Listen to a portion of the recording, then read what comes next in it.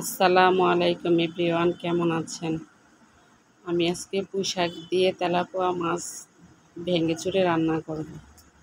এই জন্য আমি 3 পিস তেলাপোয়া মাছ নিয়েছি, নিয়ে ছোটো ছোটো টুকরা করে তেলে ভেজে নিয়েছি। নিয়ে পরিমাণ মতো সব মশলা দিয়ে মশলাটা একটু কষিয়ে মাছগুলো দিয়ে দিয়েছি। এখন আমি শাকগুলো দিয়ে দিব।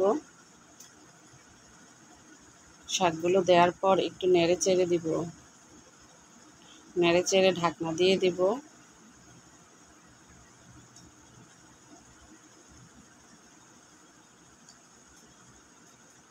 সুন্দরভাবে সবগুলো পুঁই শাক নেড়ে চেড়ে দিচ্ছি। এই যে পুঁই শাকগুলো আস্তে আস্তে মিশে যাচ্ছে। এই যে দেখুন, আমার তরকারি হয়ে গেছে।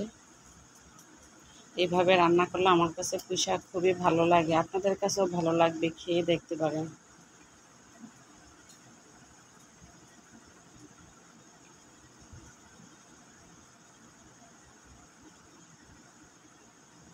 মজাদার খাবার। আমার মেয়ের জন্য 3টা মাছ ভুনা করে নিয়েছি। বাচ্চা মানুষ যদি পুঁই শাক খেতে না চায়, এই জন্য।